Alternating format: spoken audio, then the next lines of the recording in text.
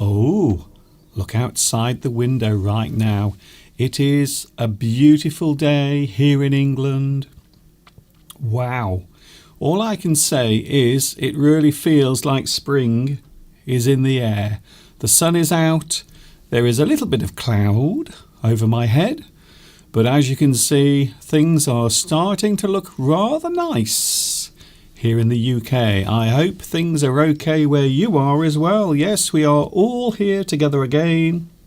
It is another English Addict coming to you live from the birthplace of English, which, yes, you are right, it's England.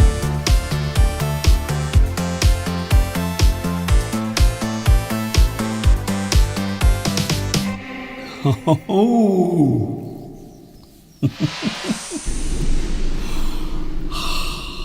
Wow. I can't begin to tell you how happy and how joyful I feel today. Oh, it's so nice here today. Hi everybody, my name is Mr. Duncan. How are you today? Are you okay? I hope so. Are you happy? I hope you are feeling very happy today because we are here together once more, and yes, we are live across YouTube, live from England. A lot of people ask, Mr. Duncan, where do you broadcast your live streams from? I am in my studio, which is situated in a small town called Much Wenlock in England, a very nice scenic place. I talk about the English language, and that is what I do. I've been doing this for ever such a long time. How long have I been doing this for? This year, 2021, will be the 15th year. 15 years? I don't believe it. But yes, it's true. I've been doing this for 15 years. Towards the end of this year, it will be my 15th year. I can't believe it. And outside, I can't believe how lovely the weather is outside. Look at that. If you look at the tree, you will be able to see that there is some lovely cherry blossom coming out on the tree. And, well, to be honest, whenever I see this, I always know that spring is not far away. In fact, yesterday, the 20th of March, it was the spring equinox. So what that basically means is spring has arrived, and now the temperature will start to rise, the days will become longer, and all of the lovely flowers will start to come out. Of course, we do have quite a few flowers out at the moment. There are many daffodils growing all around. And look at this. Oh my goodness. So this is live from my studio window right now. Look at that. So that is the glorious day we are having here in the UK. It looks quite nice, to be honest. I wish I was outside, but I'm not. I was going to go outside, but of course, you know what happens. At this time of year, lots of people like to go into their gardens to cut the grass and use their noisy mechanical tools in their gardens. But yes, that is the view right now, looking out of the window. It is a glorious day, very nice indeed. And we are here together again. Yes, we've made it to the end of another week. And almost, not quite, but almost the end of another weekend. Yes, it's Sunday.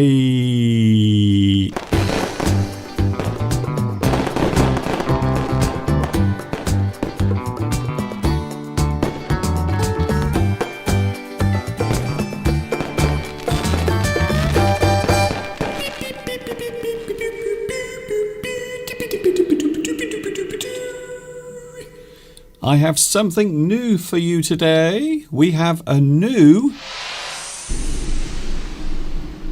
Wait for it. We have a new Flags of the World. I have been busy in my studio this week doing lots of things, and I have been very busy re-editing, remaking, also adding some new flags as well to my Flags of the World, and that is coming up today at around about 3 o'clock. Of course, Mr. Steve will be here, and you know what that means? That means that there is a good chance, a very high probability, that the Flags of the World will not be at 3 o'clock. Because you know what it's like when Mr. Steve starts talking about something, he can't stop. He can't stop. It's just all the time. Can I say hello to the live chat? Nice to see you here today. So glad that you could find me. Thank you very much once again to YouTube for making me the best kept secret on YouTube. The whole site. I am hidden away behind the dustbins at the back of Google headquarters. I think that's what it is anyway. So hello to the live chat. Nice to see you here today. Oh, interesting. Vitas. Hello, Vitas. I missed you last week. I didn't see you last week on the live chat, but yes, you are here this week. And not only that, you are also here first on the live chat.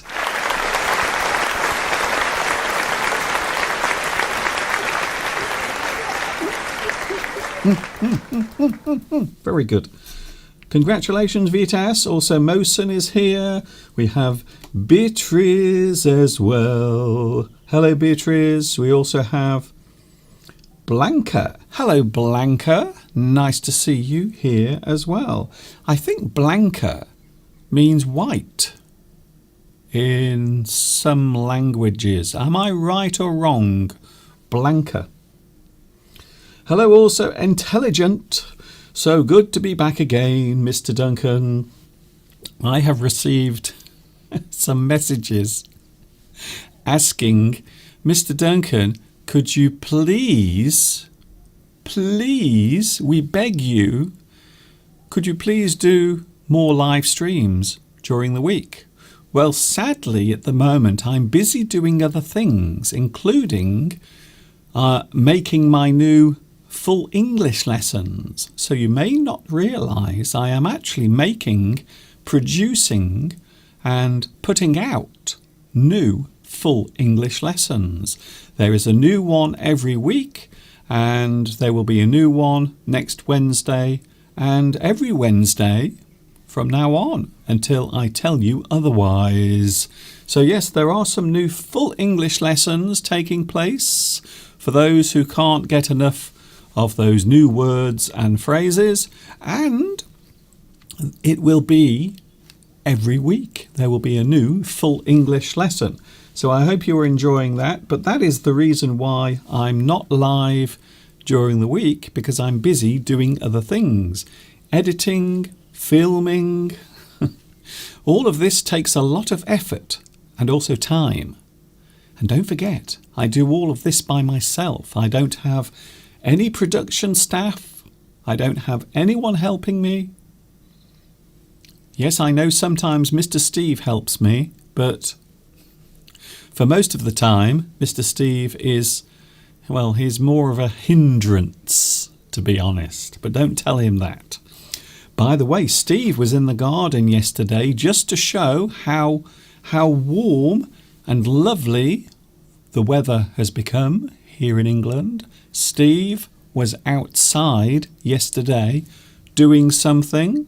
What was he doing? Well, we are going to have a look at that a little bit later on. Yes, Steve will be here in around 15 minutes' time. Today, we are looking at the subject of image. So when we think of the word image, we often think of the appearance of something, or maybe the impression that something leaves on us as an individual. So when you see something, and it can be anything really, if you are using your eyes to look at something, then you are taking in images. And depending on what type of image you are looking at will also decide the effect it has on you, the effect it has on your conscious brain and also your unconscious or your subconscious brain. So images are all around us. We see them every day. Some images are lovely, some not so lovely. For example, I think this image is quite nice. This is a nice image. This image that I'm looking at now fills me full of happiness, joy. It makes me feel warm, and my heart is filled with a rosy glow, because I know now, whatever happens, I know spring has arrived. And to be honest with you, looking at that lovely cherry blossom growing on the tree outside my studio window really does make me feel quite happy today. And I hope it is having the same effect on you as well. It's very nice. Hello to Enduo. Hello also Beatrice. Zudzika is here as well. Alessandra, hello to you. Nice to see you all today here. Vittoria. Hello, Vittoria. Nice to see you back as well. We also have Mirella and also Khan Nguyen is here as well. Nice to see you back also. Thanks for your lovely messages. I received a very nice message from one of my lovely viewers. I will mention that a little bit later on if I see him on the live chat. Oh, there he is. Ah. Hello, Luis Mendez is here today. Hello, Luis. I have been very naughty because I have neglected my emails. Because I've been so busy doing other things, I actually neglected my email box. So this morning I decided to have a quick look in my emails. Can I say thank you very much, Lewis, for your lovely message and also your photographs as well. And thank you very much for the invite to share maybe dinner or lunch with you and your wife. Thank you very much. I hope, and let's face it, hope is all we have at the moment. Most of us are hoping for something. I'm hoping to be able to travel, to see things and meet people, maybe towards the end of this year or maybe next year. To be honest with you, I think it's going to be next year. I think next year, 2022, will be the year when we travel again. So Mr. Steve is very excited to actually travel somewhere. He can't wait. It's all he keeps talking about. I think today he's going to mention it as well. I would not be surprised if Mr. Steve talks about visiting Lewis and your wife as well. So we will see what happens. But thank you very much. Belarusia, thank you for your message saying, Mr. Duncan, I miss you. Can you please come on during the week? Once a week is not enough. For some people, once a week is too much. There are many people out there who wish I would never appear on YouTube again. It's true. I think most of the people are actually working at YouTube, to be honest. Hello also Anna Kobe, nice to see you here as well. When we talk about image, we can talk about the things we see, but also it can be the way we see ourselves. So you can also have a self-image as well. Your self-image is the image that you have in your mind of your own appearance, or maybe the way in which you believe you appear to other people. So these are things that always fascinate me. One of the things that fascinates me about doing this, I'm always interested to know the experience that you're having there when you are watching this. Because it's one thing that I can't recreate. I can't recreate the feeling of being there where you are watching me now. So that's the only thing I can't do. I can think, I can create, I can come up with new ideas, but I still can't fully appreciate the feeling of sitting there where you are watching this now. It's very strange. It is something that is very elusive. It is something I can't quite grasp because it's hard to do. So your self-image is quite often the way you believe you project yourself to other people. So I don't know. As far as I'm concerned, this is okay. But to some people, maybe this is awful. Maybe this is the worst thing they've ever seen. Maybe they are clicking on my video now and they're looking and they are going, who is this ugly idiot? Who is it? We don't know who this is. I'm not going to watch him. But as far as I'm concerned, this is okay. So it's one of the difficult things when you're doing something where you are presenting, you are putting yourself forward. It's very hard to appreciate the effect that you're having on people who are watching, your viewers, you, for example. So I'm always fascinated by these subjects, the subject of image, self-image, your appearance, your style, the way you dress, the way you look. So there are so many ways of expressing those things. And yes, we are going to have a look in a moment or two at a lesson that I made all about that actual subject. Oh, by the way, for those who are a fan of the sentence game, I have some good news. We have the sentence game coming up. Today I want to do it slightly earlier. So I will try my best to get Mr. Steve not to speak so much. I can't believe last week how long we talked about flowers. We were talking about flowers for a very long time last week. It seemed to go on forever. So that's coming up later on. We have the sentence game, all about image. So all of the words that are missing and all of the sentences are connected to image. That coming up as well. Some lovely messages coming through today. Thank you very much for joining me. It's lovely to see you here. Thanks a lot. By the way, if you want to give me a like, please give me a like because it will make me feel better about myself. I will feel so lovely inside. It will make me feel as if all of this is worthwhile.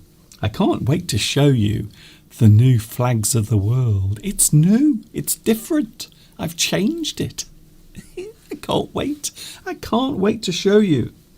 And we have Mr. Steve also. By the way, today is a special day because it is the 21st of March. It is also the first day of spring after the spring equinox, which was yesterday.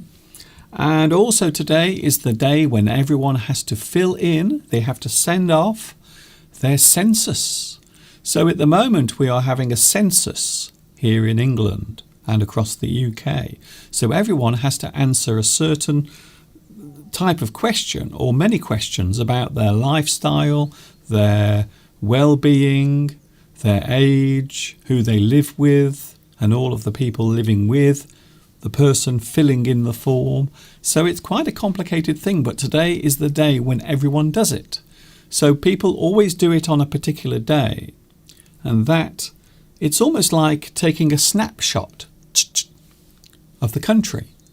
So that's, I suppose, how I would describe a census. When you have a census, you are making sure that you are taking care of everyone, regardless of their age, sex, or their ethnicity. So I suppose in a way it's a good thing. However, there are some people who don't trust the census.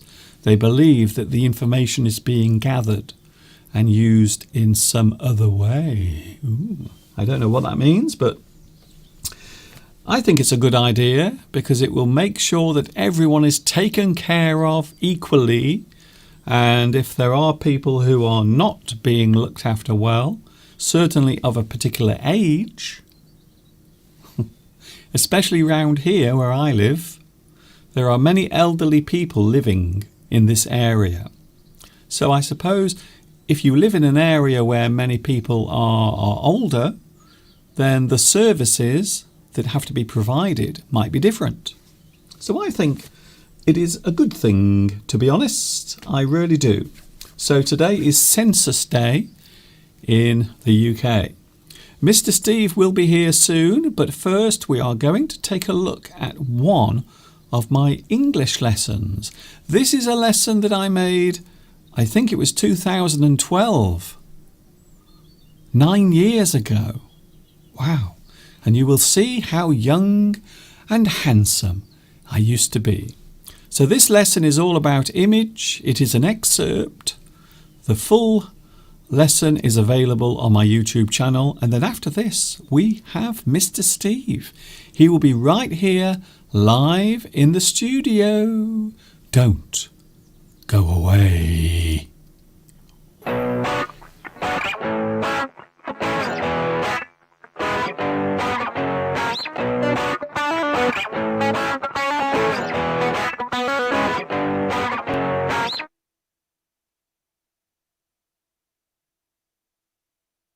In our day-to-day lives, image plays an important role.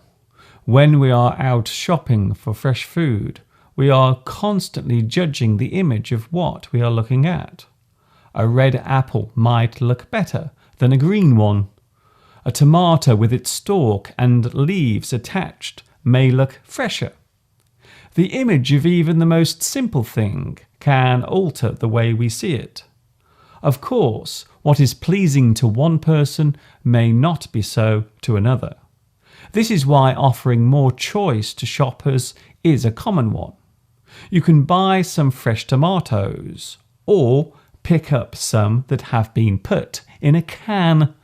More choice means more customers.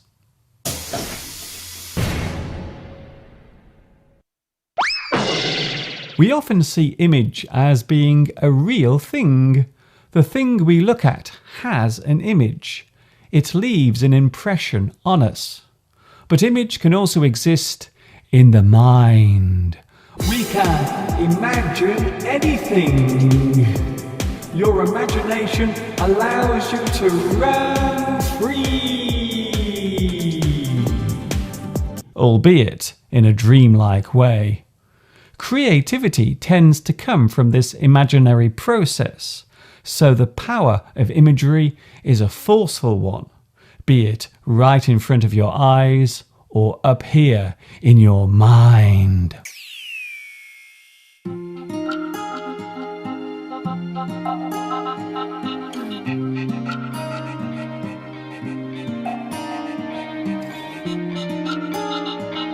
There are many moments in your life where the way you look and how you show yourself to others is important.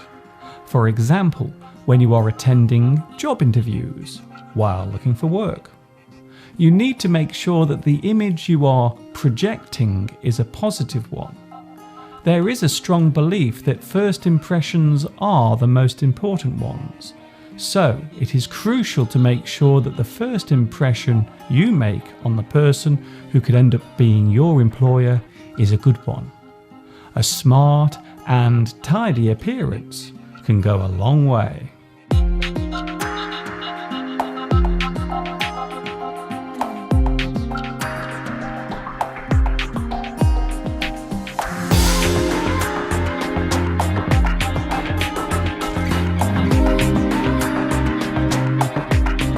There is a saying in English, beauty is only skin deep.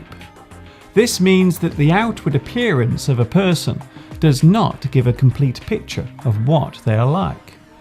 It is what lies deep down in a person's character that is important. Also, it is worth remembering that beauty is in the eye of the beholder. What might seem attractive to one person may be completely repugnant or repulsive to someone else.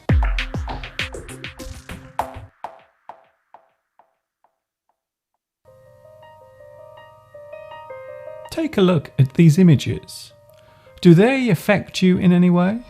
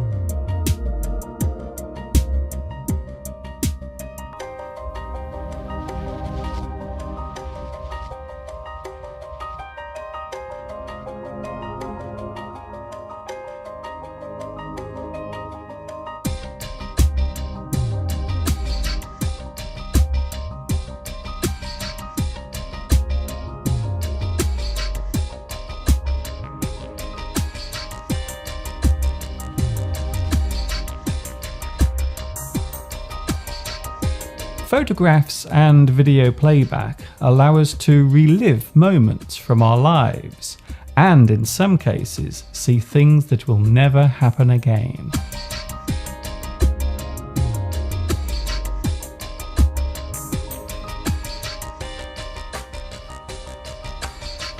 To see those precious moments again can have a deep impact on you.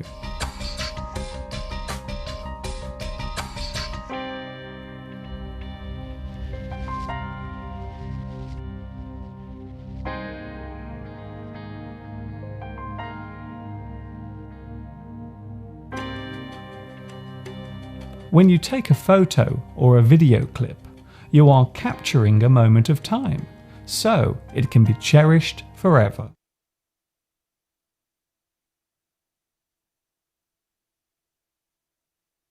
I hope you enjoyed that. That was an excerpt from one of my lessons all about fashion and image. I hope you enjoyed that. Oh, by the way, look out the window at the moment.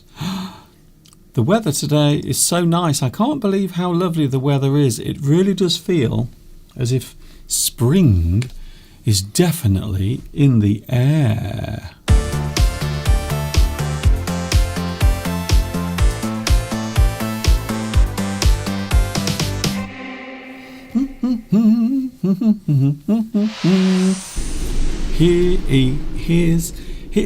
It's Mr. Steve. I get so excited, you see. Would you like the clap? So do a lot of people. Would you like some applause? Okay.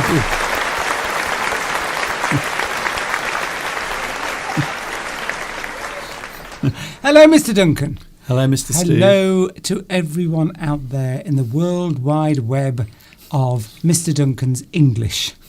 Yes. How are you? Are you okay? I hope so. Is that one of your lines, Mr. Duncan? It's one of my lines. It is the oldest line. I think it's the oldest one that I've ever said. The oldest thing that's ever come out of my mouth. Well, it's good to be here, Mr. Duncan, on this, what is a beautiful spring day outside. It is absolutely glorious outside. It's a beautiful day, and I can't believe the view outside. Look at that. It almost looks like a painting, but that is live. That's live right now, looking out of the window, and you can see the clouds are going over, but it is sunny, and I wouldn't say that it's hot. It's not hot, but it is warm. It must be, yes, it's very warm. I've been out into the garden, and I've just been wearing just a long sleeve top. I was warm enough. I thought for a moment you were going to say you were naked. No. Palmyra asks if the forsythia, I think she means forsythia, is in blossom yet. No, it's not. It's just starting to come out. I noticed yesterday there are some yellow buds. Are there? Oh, I didn't notice. In fact, you were out there yesterday. I'm too busy working, Mr. Duncan, slaving away in the garden. And, you've got time to notice these things while I'm doing all the hard work. I don't think it's really come out yet, Palmyra. I could do with a coffee. Pedro's invited us for a coffee. Really? Or me, anyway. That's a long way to go, because I was talking earlier about lockdown and both of us looking forward to when everything gets back to normal, although I think we are a long way from that. By the way, we just mentioned the garden, and guess what? Mr. Steve was outside yesterday, and he was very busy outside in the garden doing something rather special. And, well, for me, it's always a sign that spring is coming, you see. It's always a sign that spring is on the way when Mr. Steve goes out into the garden and he does something very special. He does his first grass cut. Oh, yes. So we're going to have a look at this now. Now? So not only are we going to talk about this, but we can actually see Mr. Steve in the garden yesterday. Sit back and enjoy as we watch Mr. Steve mowing the grass.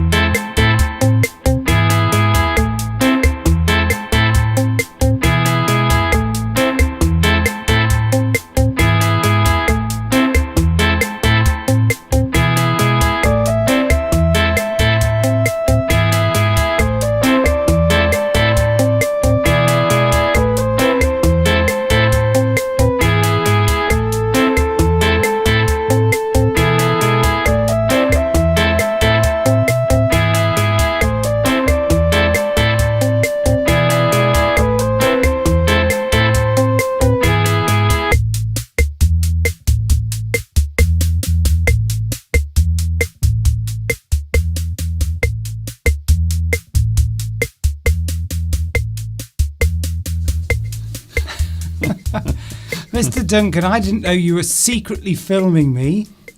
You make it sound so creepy, but I wasn't secretly filming you. But I thought it would be wonderful to show how hard Mr. Steve works in the garden, because he was talking about this just. He said he works hard in the garden, and there you can see Steve, yesterday he was in the garden. He used the lawnmower for the first time. It's always a big moment. I always feel happy. It's almost become a tradition now, when that lawnmower. And it started first time because I look after it. Yeah. I gave it a nice service. I like doing that. The rage now is everybody to buy electric, battery-powered lawnmowers, but I'm going to stick resolute, there's a good word, determined, not going to deviate from my petrol-powered lawnmower. Yes. Because I like changing the oil every year, changing the spark plug, cleaning the spark plug, cleaning the air filter. Yes. I like doing that, and I've had it 8 years now, and it always starts first time. It's like a small motor car. It is. I got it very cheap. It's only a small one. So yes, anyone who's this must be incredibly boring for people who don't like gardening, talking about mowing the lawn. But you're right. Once you've done that the first time, spring's here, and you're on the move. Yes, and of course you enjoy doing it. It's nice to go outside, especially when the weather is good. I don't like doing gardening myself personally. I'm not a gardener, but Steve loves going out, especially when the weather is nice. It makes a big difference. A couple of people have said somebody thought I was listening to music. I had ear defenders. Yes, they weren't. There were no speakers in those, and I wasn't listening to music. They're just ear defenders to stop my ears being damaged by the noise of the lawnmower. Yes, so that's the problem with petrol lawnmowers. They can be quite noisy. Yes, and over a long period of time, it could possibly affect your hearing, so I don't want to take that risk, so I always wear those. Nobody else does around here. They think I'm a bit soft, I think, because I wear ear defenders when I'm mowing the lawn. But, when they're old, they'll be deaf, and my hearing will be pin sharp. That's great. Pin sharp. That's what we say, don't we? When your hearing's very good, pin sharp. Yes. So if your vision is good, we say you have 20/20 vision. And if your hearing is very good, we say you have pin sharp hearing. And I think Steve will be going around the neighbourhood boasting to everyone they'll all be deaf. That he can hear still because he wore his ear defenders. Well, the thing is, damage to your skin through the sun, damage to your hearing through noise that's too loud, to your eyes due to the strong sun, it's cumulative. So I might go out once and mow the lawn, and there might be a small amount of damage, but over years that builds up, just like the sun on your skin. 1 year of sunbathing is fine, but if you do it for 20, 30 years, it's cumulative. Yes. The amount of damage builds up over time. And I think it does with your ears as well. That's it. Well, I think anything, if you are giving too much stimulation to your senses, maybe especially in your ears or maybe your eyes, there. I'm not going to talk about anywhere else.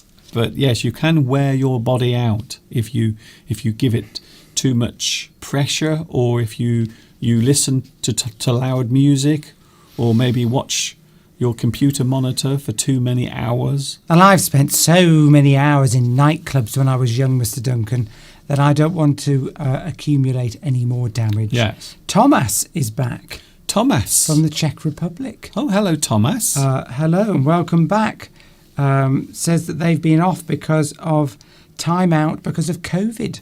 So I hope personally you weren't sick, but lovely to have you back. Just when you think that this is coming to an end, it seems it's like in a movie when they kill the animal, that big monster, and they stab it and they do all sorts of things to it, and then it falls to the ground, and then just when you think everything is all right, the monster comes back to life and carries on doing his horrible things.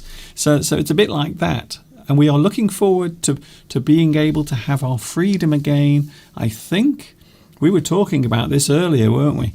I think it's going to be a while before we can just move around freely. Well, it's looking positive. Well, you haven't had your vaccine yet, Mr. Duncan. I haven't. You're resisting having your vaccine, aren't you? Because of I didn't have a particularly good time with it.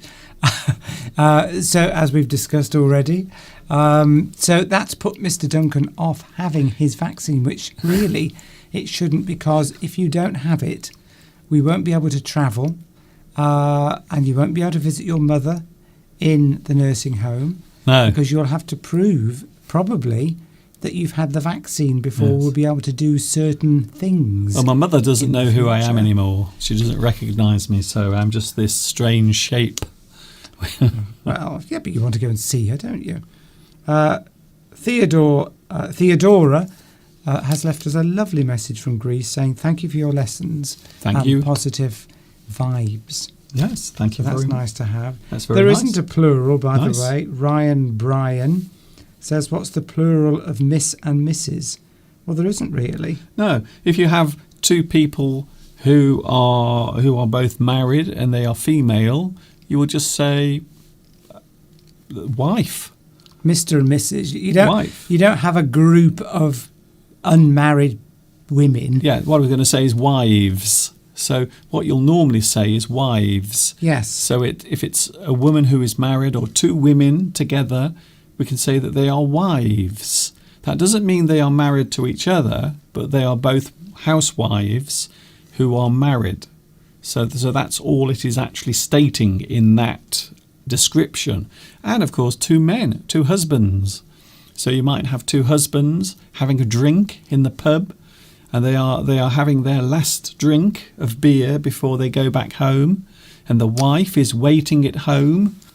But the thing with men is there isn't anything, there isn't a phrase or a word that describes a married man, really. Mr., you're Mr., I'm Mr. If we were married, we'd still be Mr. It doesn't change, but with a woman, it changes from Miss to Mrs. Yes. But there isn't really one for a man, is Yes. there?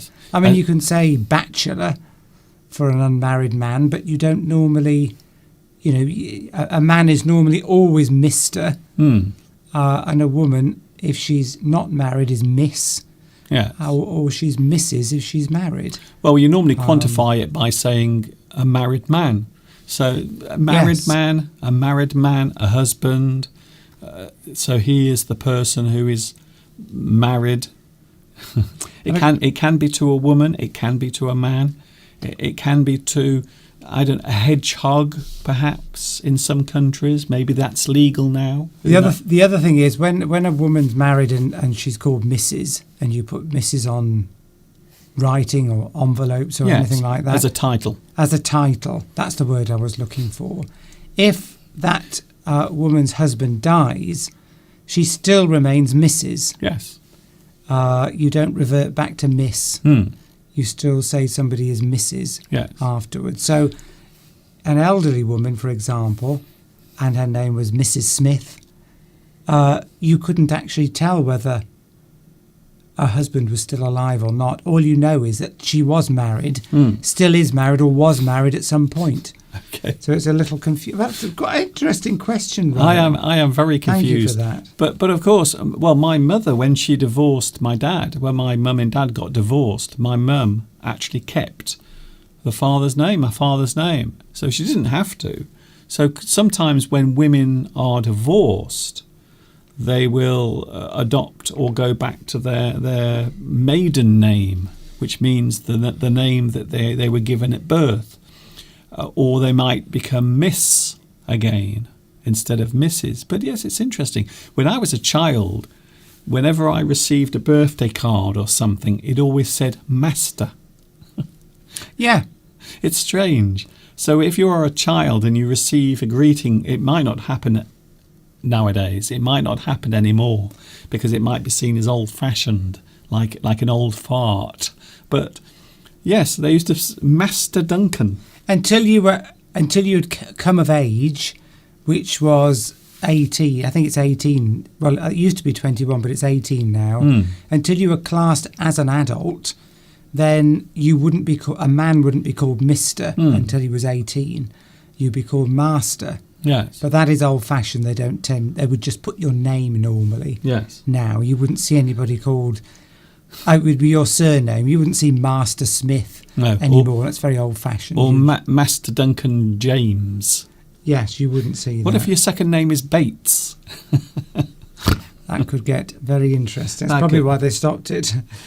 Beatrice asks, what's the difference between jeopardy and danger? Oh, well, that's a good one. They are kind of the same thing. They can be used as synonyms. So, yes, jeopardy just means you are in a situation that might cause peril, harm, or maybe even distress. Jeopardy, you are in trouble.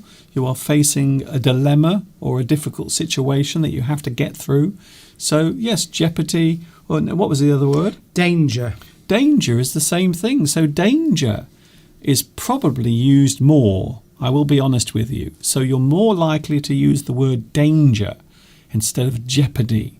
Jeopardy is more poetic. Yes, jeopardy, I would say, is danger means you're definitely at risk of some kind of physical harm.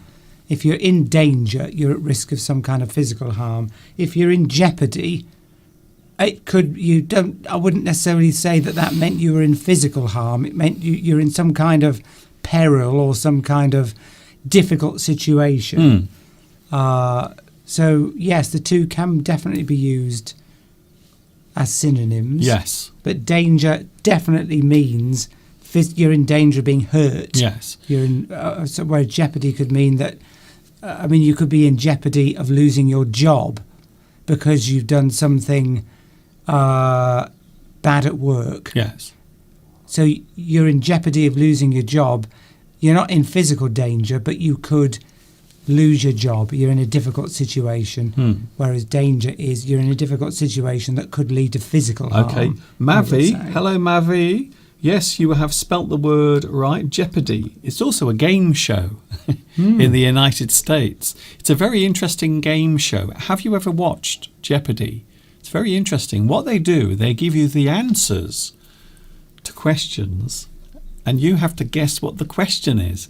So isn't that just a brilliant idea? And I believe the game show has been running for many, many years.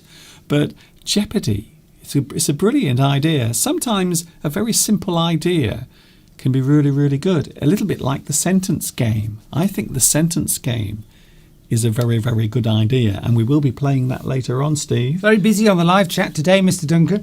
Thank you for all your comments. And a couple of people have reminded us that it's Census Day today. I mentioned it earlier. And yes, oh good, and yes, we do get a fine if we don't complete it. I don't know I'm not going to do it today. No, £1,000. Yes, Vitas asked that. Yes, if you don't do the census, although I don't know how they will find you because you haven't filled it in. Yes. Well, it's interesting because they want us to do it online. In fact, I think you can only do it online. Yes, I think this year, unless of course you have some disability, I think you can still receive a hard copy, which means that it is printed on paper. I think you can if you have certain disabilities. So if you can't use a computer for whatever reason. I'm just wondering, do you know, we don't have to fill it in exactly today. No. But the idea is that this is the state of the situation on this day. It's like a snapshot. A snapshot. But we have got a few days to fill it in. There's no way I'm going on to a government website today to compete with 65 million other people to fill in a census form. Yes. You can imagine, I bet, Mr. Duncan, we will watch the news and the site will have crashed. Yes. I bet you anything. That's what I'm waiting for. I bet on Twitter at the moment. I bet Twitter here in the UK, everyone is complaining that they can't register. Yes. They can't join or put their census and do it live on the internet because the government website has crashed. I bet, yes. I if I was a betting man, I would have put some money on that. I would have said yes, I think so. £50 that the website crashes today. Hazard, yes, hazard is another word you can use. If there is a hazard, it means there's a potential for danger. Yes, but that's the external force. Yes. So jeopardy is quite often the sense that you have, but a hazard is the thing itself that may cause injury or some sort of discomfort or something that will get in the way. Yes, you don't say I'm in hazard. Yes, you're right, Mr. Duncan. It describes the thing that could be causing the jeopardy or the danger. Yeah. So an obstacle in front of you that might cause injury is the hazard. The hazard is that. It could be a wet floor, a wet floor in an office building. That could be a hazard. It could be something on the road, lots of hazards on the road, like a bend in the road that you can't see properly. parked, concealed entrances. Yes. Something that could potentially be a danger. I always think of ice. So if you are driving on the road in the winter months, so ice is a particular hazard because you can't see it on the road. Quite often the ice, because it's clear, it looks as if the road is okay. But when you drive on it, you skid and spin around. Yes, Saturino, you could use the word risk in place of jeopardy, definitely. I would say biohazard, says Intelligent. Yes, hazard from infectious diseases, bacteria or viruses. Or anything, or radioactivity. Yes. Right. We have something exciting coming up in 5 minutes, Steve. What's more exciting than having me on, Mr. Duncan? There are many things. Many things more exciting. We have a new Flags of the World. Yeah. Are you ready, Pedro? I know Pedro loves Flags of the World. I haven't seen Pedro. Yes, Pedro's here because he invited me for a coffee. Oh, of course, yes. Let's hope he's still here. Are you still here, Pedro? And anyone from countries? Here is your 4-minute warning right now. 4 minutes from now, we have the new Flags of the World. It's different. It's changed. I've been busy this week editing. My little fingers have been doing all sorts of things, trying to make the Flags of the World look more attractive, but also I've added some new flags as well. Some new countries are added to the list. And if you can't see yours, please let me know and I will add it. I can do it, you see. But you've added how many onto the list? I won't say exactly, but it's about 4 or 5. 4 or 5 new flags. Yes. But yes, that's going to be very electrocution hazard. Yes, people are really getting into hazards. We like hazard. Well, there are, let's face it, we are living in the age of hazard when you think about it. Intelligence says, what danger words would you use to talk about coronavirus? Well, risk is a good one. Risk of infection? Yes.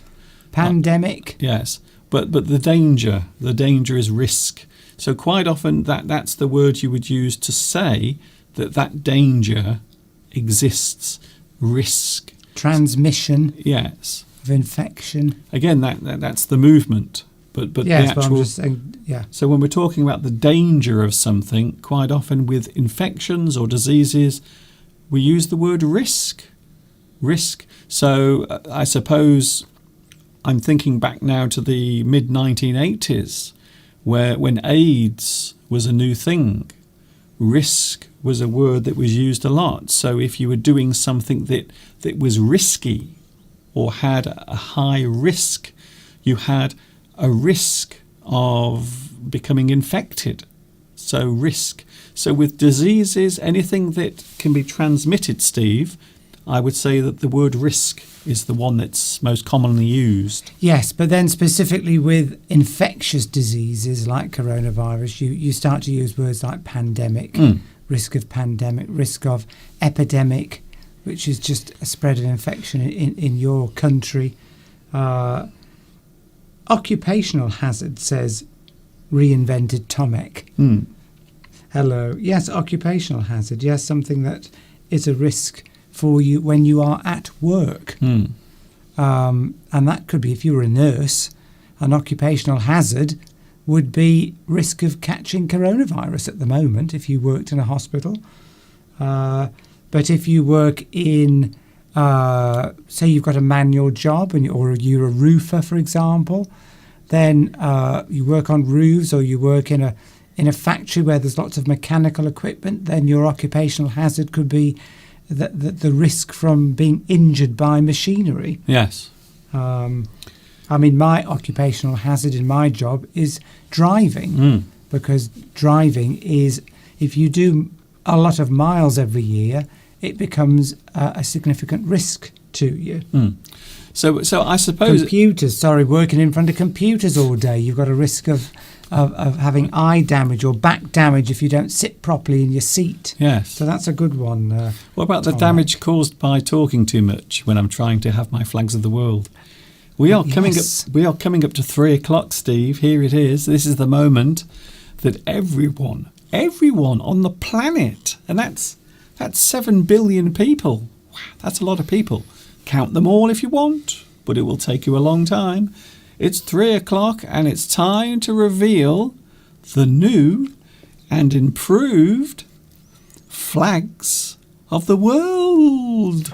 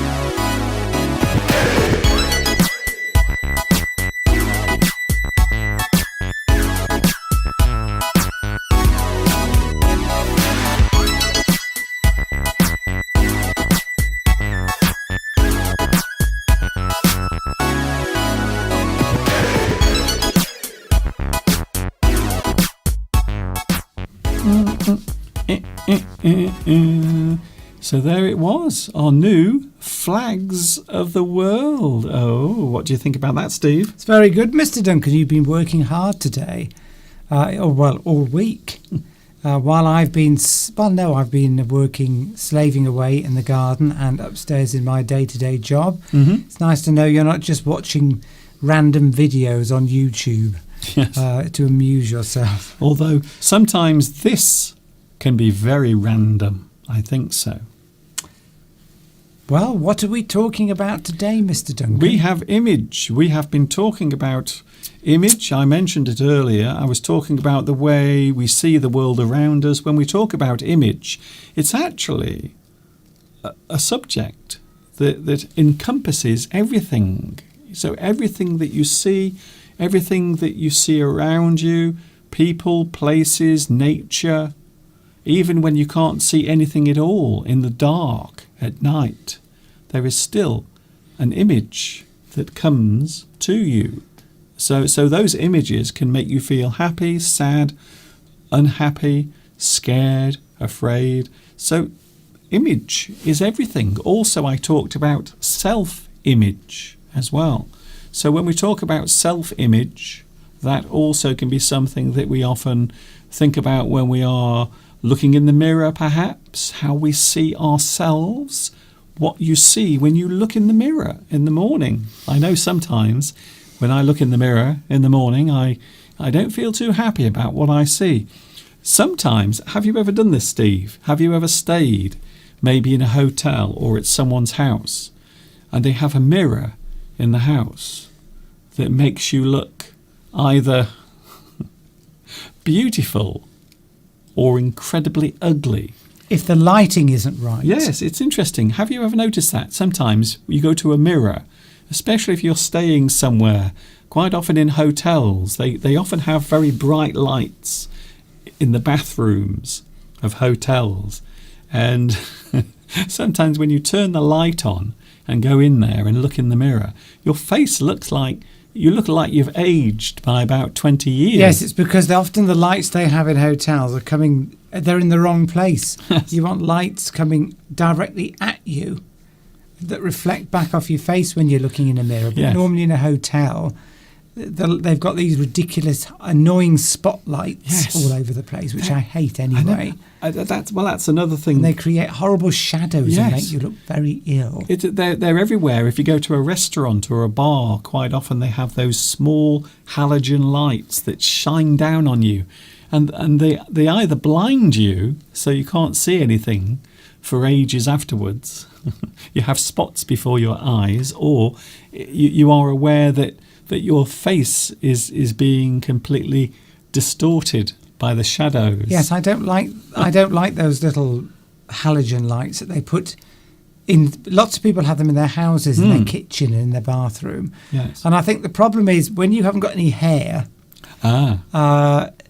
then you haven't got any protection from light coming overhead. You haven't got hair coming over here that would shield you. Especially it really annoys me, overhead lights. Especially if you take a photograph. Yes. If you take a photograph and you're under a light and everyone else has got hair, so the hair absorbs the light. But if you don't have hair, the top of your head shines like a glowing radioactive egg. Like a billiard ball. Like an egg glowing in the dark. So yes, it can happen. People like the flags of the world, by the way. Oh, okay. Yes, there's some nice comments about the new flags of the world. Yes. Nothing from Pedro. So probably Pedro went off to make a cup of tea and missed it again. Yes, Pedro in a minute will be saying, "Can we have flags of the world?" Well, we had it. We had it. Yes, I like sort of diffuse light. There's a good word, diffuse. Yes. In fact, here in the studio, we use professional lighting. So everything in here is professional quality. So all of the lights are used by TV stations and production companies. So quite often the lights that I'm using here are used quite often during interviews on television or in film productions. So that's the reason why the light is always good in here, because everything we use is professional. So sometimes you have to have a little bit of light that is flattering. Mr. Duncan. Yes? Olinda is from Angola. Okay. And couldn't see their flag. Oh, Angola. That's Angola. I'll make a note of that. Yes, make a note of Angola. And we can add that in. Yes. There are a few actually that I know are missing. I think Congo is also missing as well. The Democratic Republic of Congo. I think that might be missing. I'm not sure. I'm going to review that maybe when I have time, because as soon as I've finished this today, I'm actually doing some more work afterwards. So I'm always busy. Thank you, Olinda. And great to have you from Angola. Okay, Angola. Lovely to see you. Steve has written that down. We will make a note of that. We can take a note. Actually, we can look at all the African countries and see if there's any missing. Yes. Because there are a lot of particularly small countries in Africa that you probably don't necessarily hear of. But lovely to have you here with us today, all the way from Africa. It's great to have you here. We are going to do flags of the world. Oh, sorry. You've got... See, I'm obsessed. I'm obsessed with flags of the world.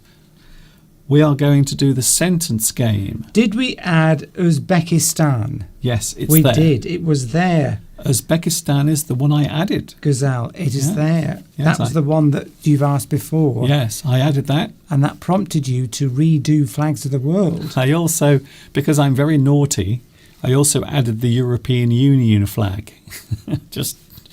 just to annoy people who voted for Brexit.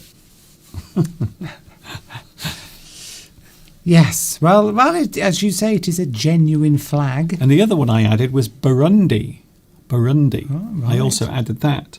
a country that I'd missed out. But anyone from Burundi on today? Yes, well, that's it. You can't complain now because it's there. It's on the list, baby.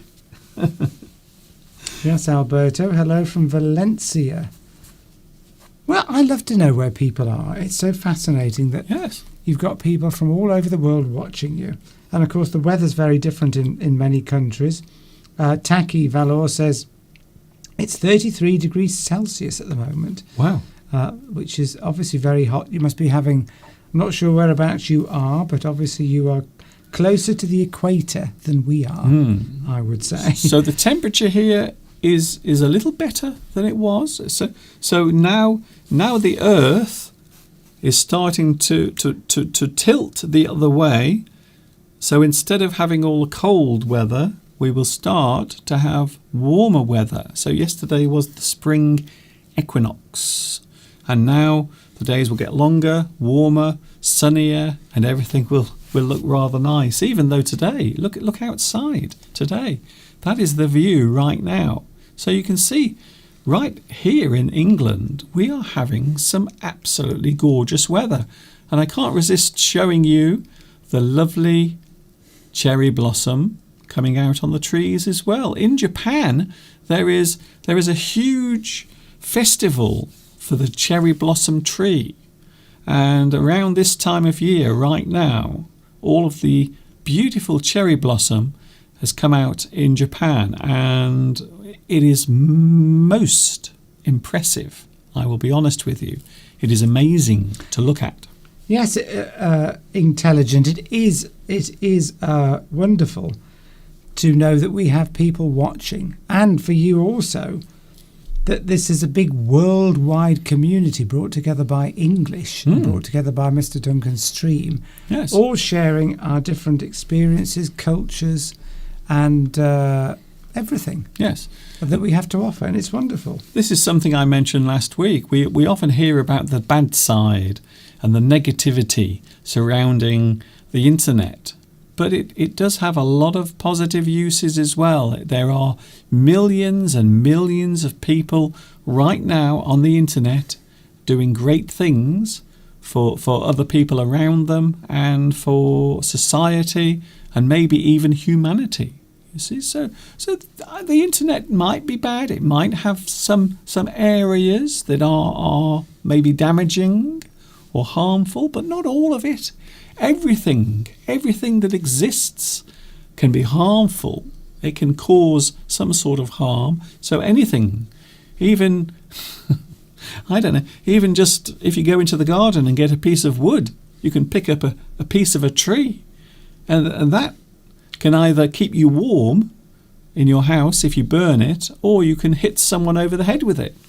So anything can be harmful. Intelligent is going very deep.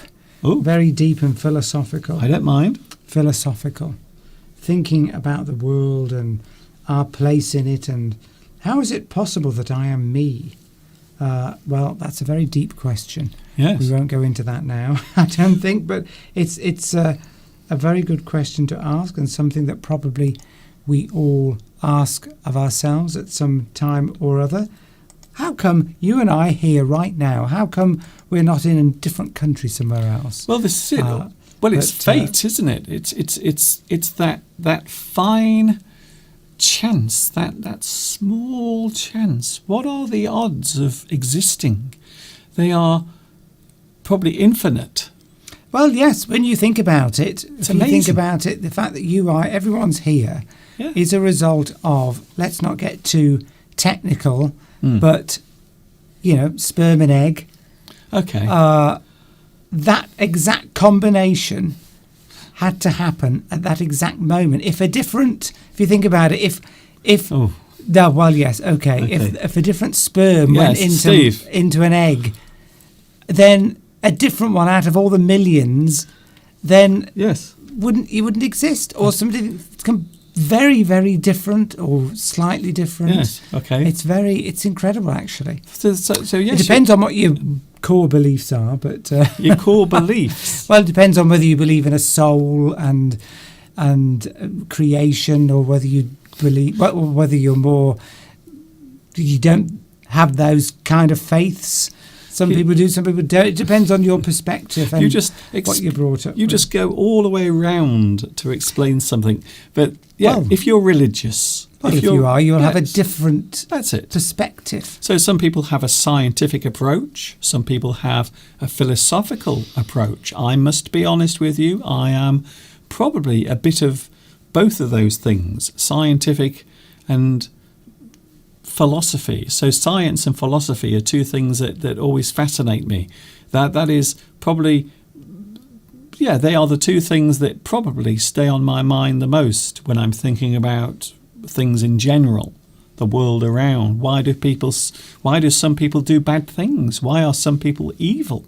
Why are some people bad? Why do some people do terrible things whilst others don't? Is it just in your genetic makeup? Ooh. Well, that's it. You see, there's a famous book written called the something gene. What's it called? The selfish gene. Which sort of the idea, the theory behind that is that we are just mere vehicles to transport the genetic information, and we are fairly irrelevant. Yes. It's the genetic material that is trying to prolong itself and carry on and replicate. And the fact that we're here is just a vehicle for that to happen. Yeah. But we're getting too philosophical, Mr. Duncan. And well, it's not really philosophical. That's more. I think it is. That's more sort of chemistry, isn't it? Biology and chemistry. But we could really get into a deep subject here, Mr. Duncan. Yes. Intelligent. That's okay. Has started something there, which is good. Okay. Yes, it was Professor Richard Dawkins, by the way. I'm surprised you didn't remember that. I love Richard Dawkins. He's one of my favourite. He is a guy that has written some really good books. The Blind Watchmaker is one of my favourites, and also a documentary was made. So all about creation and the theory of evolution and how these things vary, and both sides of the debate. So yes, Richard Dawkins, Christopher Hitchens, another one, who is one of my favourite writers and also commentators, sadly no longer around. Connell's here today. Hello, Connell. Connell is here. Missed you very much. We've missed you too. Yes, there are no answers, are there, to these deep questions? Well, there probably are answers, but we haven't discovered them yet. That's probably why they're deep. We often think of deep subjects when we think of something that there isn't actually a clear answer to. My favourite one is to think about the universe, and whether, here's one for you, intelligent, and anybody else that's interested. I know. By the way, if you want to click away and watch, no, don't click away. It's interesting. It might be interesting. This isn't alternate universes. No, it's not alternate universes. So, yeah, we think there's one universe. We think there's this universe, but we don't know how big it is. But it could be that it's infinite. Yeah. There is one theory that the universe could be infinite. If it is, it means anything is possible. Yes. Literally anything is. Even if it's not quite infinite, but very close to infinite, then virtually anything can happen. And anything can happen again. Yes. So somewhere, I won't go into the depths of it because I don't fully understand it. No. But we are noticing that. If we are living in an infinite universe, it means that somewhere, in some time, either in the past or in the future, we will exist again because of just the probability it will happen. Okay. So, we could be not here just once. We could have already existed in some other galaxy somewhere else. Because if you've got an infinite amount of time, and then anything can happen again. And we won't go into that. So, somewhere, sometime, we will exist exactly like this again. Steve, so I think Steve might be possessed by, who is it? R. Hubbard. No, that's not that. That's nothing to do with R. Hubbard. This sounds like Scientology. No, if there is you look it up. You look up infinite universe and what happens as a result of that.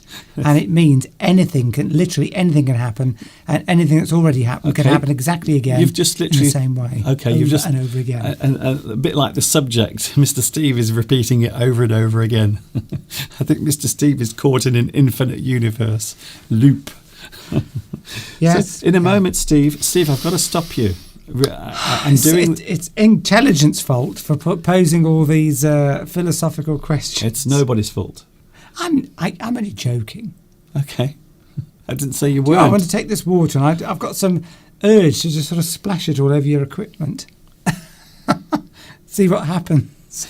Do you get lots of sparks? I wonder if I was to just pour this all over your equipment here. You would get lots of sparks.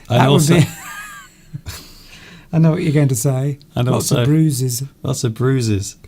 You would have a very broken nose for various reasons. Okay, we have the sentence game coming up soon. We are talking about image as well. The way we see ourselves, I'm always fascinated. This is something I mentioned earlier, Steve, if you can stay with me. You're cruising for a bruising, Mr. Duncan.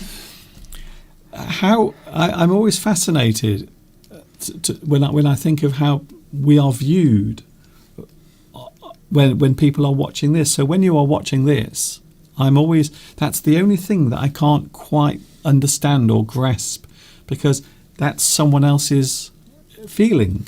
It's very hard to feel how another person is feeling or how they sense something when they see it. All we can possibly do is actually just share it. Quite often verbally, we will talk about how it feels or how something feels when we see it or do it. Maybe you visit a place, but you can't actually feel it for real. It's very strange. That always fascinates me. I would love to be able to feel another person's emotions. So everything you are is not there, and you are someone else. But you are watching this, and you are feeling the way that person would feel. And I find that little thing quite fascinating. Yes, where are we? Valentina. Yes, the idea, I don't fully understand it, but the idea is, in an infinite universe, there will be lots of slightly different versions of you, but there will also be lots of exact versions of you. The only difference is you won't know it because you won't be here, but you won't have known you've existed before, but you can only know that you might exist in the future. Yes. But I mean, I don't know, maybe we have existed before. Exactly down to the last molecule is possible in an infinite universe. Yes. But there might not be an infinite universe. Yes. So we don't know. That's one way of looking at it. But the idea behind the genes is if it's the genes that have to survive and replicate through human beings, then what's the point I'm trying to make, Mr. Dunn? Yeah, that you do live forever. You do live forever because you aren't important. It's the gene that's the important thing. That information on that genetic material has gone on to your children, yes, and their grandchildren. So in a way, you do live forever, but you don't know it because you're dead.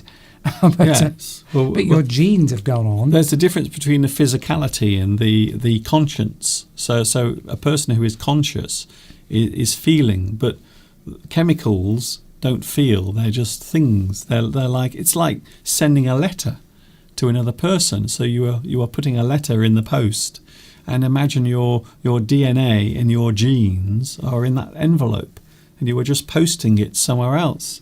So the new person that is born is like the delivery of the letter. Yes. Yeah, that's quite a good way of putting it. Ooh.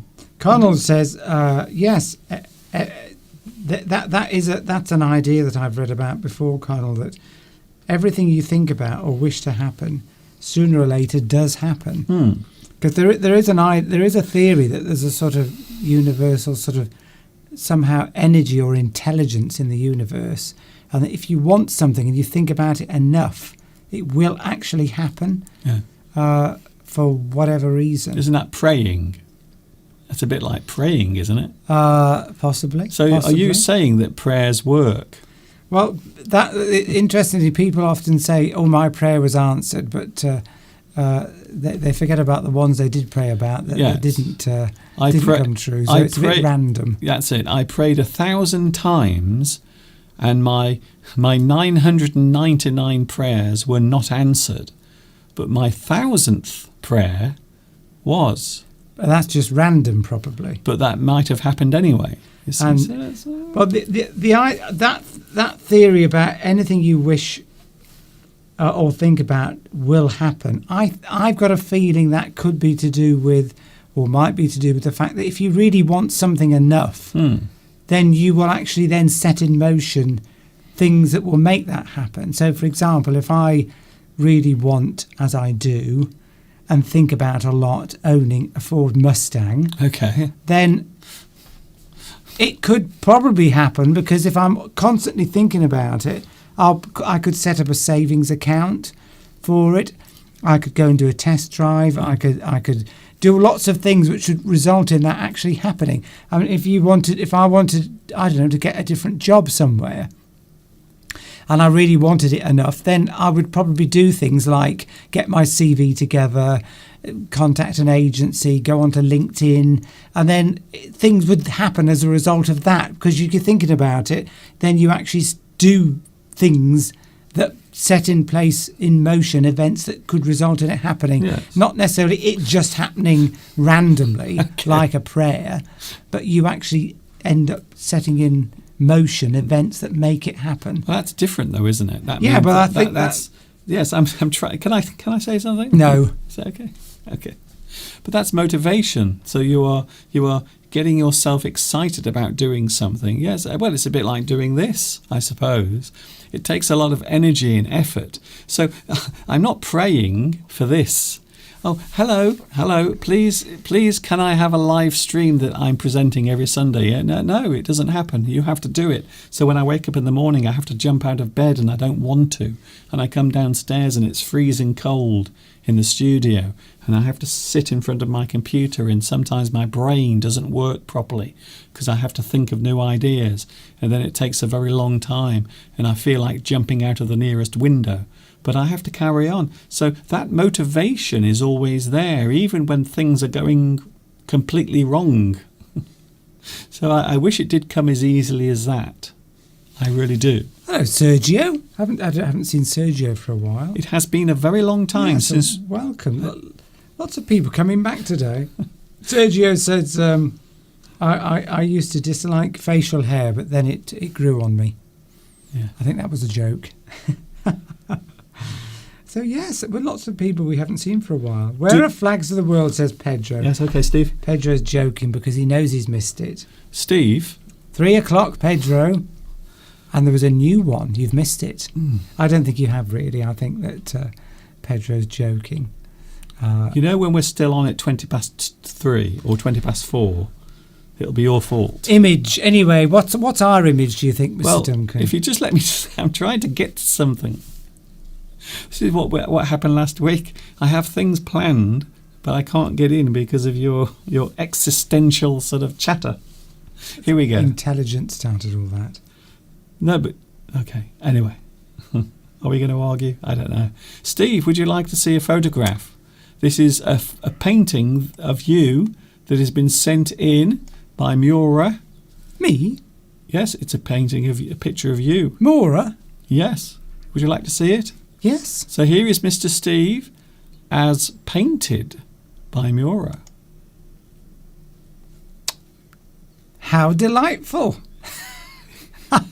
I don't know what to say. I'm speechless. It looks like... I think it does look like me. Yes. It looks I look like... a bit sad. Yes, but isn't that your normal look? No, maybe Maura took that from when we had our sort of argument 2 weeks ago. I think this does look like Mr. Steve when he's not on the live stream, when he's sitting in his office. I think it's... And he has to... This is what Steve looks like at the start of the day, where just before he starts work. I I think that's very, very good, No, Maura. it's very good. You've captured Steve's inner essence.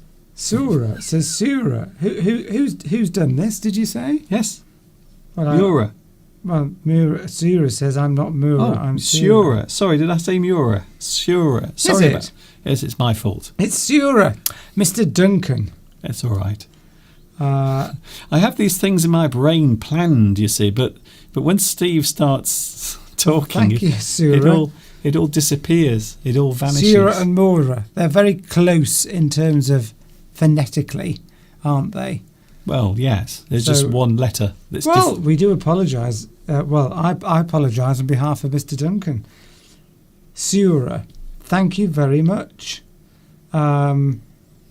He seems like Putin, says Mavie. Yeah, that's it. Don't mess with me. Putin. Don't mess with me because, What? Well, Putin has a reputation for being fairly ruthless. Yes, okay. With his enemies. I wouldn't mind having that label. It's quite nice. It must be quite nice to be feared, and be at the top of the tree in terms of power, influence. There's nobody else when you think about it with Mr. Putin in Russia. Putin. You're saying his name wrong. Okay then. Putin. Imagine what it's like. It's like being a lion in the jungle, isn't it? The biggest lion in the jungle. Nobody can challenge you. Nobody can outsmart you or physically do any harm against you. You're right at the top of the tree, it must be quite nice being there, knowing that you're in charge. You've got all that power. Yes, I want that, Mr. Duncan. I want all that power. I'm just picturing President Putin at the top of a tree. Do you mean top of the food chain? Yes, top of when I say top of the tree, I don't mean top of age. I mean in terms of being the most powerful. Okay. And yeah, that's what I mean. Yes. I think that there are probably worse people. And this is what I always think of. We were watching something last night about Syria. Some absolutely awful things, some images that we were watching. So there are, it's very strange when you look at individual countries and the people who are in charge of those places, how different they are as an individual, as a person. And I suppose it also ties in quite well with the subject, their image as well. So we always have an image of each leader. Even in this country, we have an image of our Prime Minister as being a bit of an oaf. Yes. A bit of a bumbling, almost like Mr. Bean. So that there is an image that we have of our leader as being a little bit incompetent. It's very strange. But other leaders around the world, they can be seen as powerful. Maybe Putin is a good example. Or maybe, I don't know, maybe if you have a president who often falls over when he's trying to climb some steps. Maybe the president of the USA. That doesn't make you look particularly powerful, does it? Did anyone see Joe Biden tripping up? Not once, not twice, but 3 times. How do you do that? How do you trip up? How do you fall over 3 times? Well, I suppose if you're, late 70s. Yes. Then and going up, they're very steep steps up the into Air Force One. They look big steps. They look bigger than normal steps. Do they? And a few presidents have come a cropper. If you come a cropper, it means that you have an accident. Yes. On those steps because they're very steep, aren't they? Yes. And they should have an escalator. They ought to have something, yes. So instead of him having to run up those steps, they could have a little chair lift. Have you seen those chair lifts? You have them on your stairs and you just sit and it takes you up slowly. So maybe they could have one of those for him when he's getting on the plane. They just take him up very slowly. Or maybe an escalator as well, just taking him gently up to the top. It will take a while, But yes, he'll get there and he won't fall over. Or some kind of lift that just sort of takes you up there. Maybe there could be a little pod that comes out and they lower it onto the tarmac and he gets in and then it just goes up like Thunderbirds. Yes. It does seem a bit strange that the president has to go through that. I mean, it's a bit... there's always the potential for something to go wrong there. There was a President Ford, I think it was, back in the 70s, 80s, President Ford, the US? I think it was I want to say the early 70s. He came in, I think he was after Nixon. And he fell down the steps, apparently, when he was going to Russia or somewhere like that. Well, he shouldn't be Russian. He shouldn't be Russian. Because he's rushing, you see. It's a joke. Please yourself. We have the sentence game coming soon. Zura, thank you very much for that lovely painting. Can we print that out? I don't know. You can print that out, can't you, Mr. Yes, Duncan? I think I can print it and out. I can have it in my office along with all the other lovely caricatures that we've had before. Yes. I don't look very happy. That's all I would say. I'd like to look a bit happier. I think you've got my neck, shape of my face. I think you've got them something wrong with one of my eyebrows there. But no, I think you're considering something. You're pondering. Pondering. One of the many things that floats around inside your head on any day of the week. Thank you. Yes, thank you. It was a pun, says T for Tomek. By the way, I'm not making fun of Joe Biden falling over 3 times whilst getting into a plane, but anyone falling over is hilarious. I know I shouldn't say that, but it is. When you see someone fall over, if they slip over, fall over, trip, it is funny. And if anyone says it isn't, they are just pretending. But it is. It is funny when you see someone fall over. So as long as they don't hurt themselves. Yes, as long as of course. If they fall over the edge of a cliff and die, well, that's not funny. I'm not going to laugh at that. But I mean just a person who stumbles or trips up and then they get back up. So clearly he's all right. Because, he fell over 3 times, but he got on the plane. So he at least he achieved his goal. But it is funny when someone falls over, when they trip up. Pedro says, "No, we can't, Pedro. I'm sorry. We can't repeat Flags of the World. We've done it. If you were having a lunch, it's at 3 o'clock. Yes. Flags of the World is always at 3 o'clock UK time. It's always. It's obviously Pedro's lunchtime.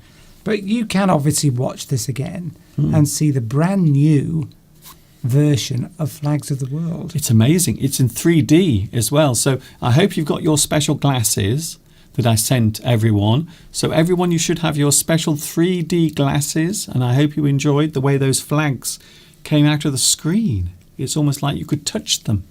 You could stroke the lovely soft material of each flag as it fluttered. My condolences to you, Connell, as well. Lots of people making comments there. So we have the sentence game coming up, do we not, Mr. Duncan? It is coming up very soon. In fact, in around about 5, 4, 3, 2, 1, now.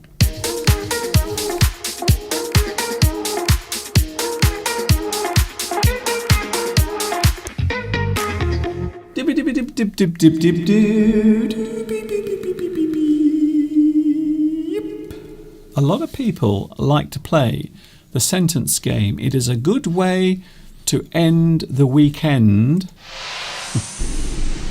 It is a good way of saying goodbye to the weekend as a new week approaches. Don't forget, also, there is a new full English lesson next Wednesday. Every Wednesday, a new recorded lesson.